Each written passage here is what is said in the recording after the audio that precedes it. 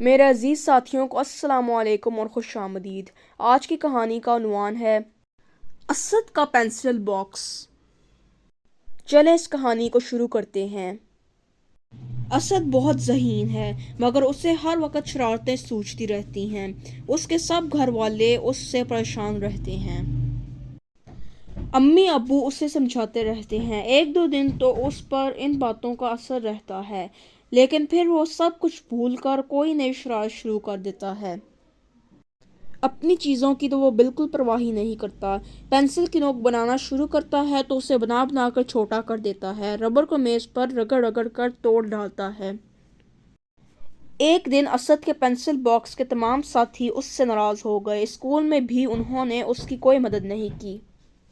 Pencil بولی، تم نے میری نوک بنا بنا کر مجھے چھوٹا کر دیا ہے، اب میں تمہارے کام نہیں آؤں گی۔ ربر بھی رونے لگا، تم نے میرے ٹکڑے ٹکڑے کر دیے، اب میں تمہارے کام نہیں آؤں گا۔ میرا بلیڈ خراب ہو گیا ہے۔ پینسل تراش بولا، تم نے مجھے اپنے منہ میں ڈال ڈال کر گیلا کر دیا ہے، اب میں تمہارے کام نہیں آؤں گا۔ رنگوں کے چاک بولے، تم نے ہمارا چورا چورا کر دیا ہے، ہم بھی تمہارے کام نہیں آئیں گے۔ ان کی باتیں سن کر اسد رونے لگا۔ اسد کے رونے کی آواز سن کر اس کی امی کمرے میں آئیں۔ امی بولیں، اسد بیٹا اٹھو، اسکول کا وقت ہو گیا ہے۔ اسد جاگ گیا اور بولا، امی میں نے آج بہت ہی برا خواب دیکھا ہے۔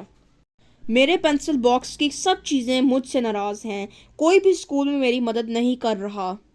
امی بولی، بیٹا تم ان کا خیال رکھا کرو تو وہ تم سے ناراض بھی نہیں ہوں گی اور تمہارا کام بھی خوب اچھا کریں گی۔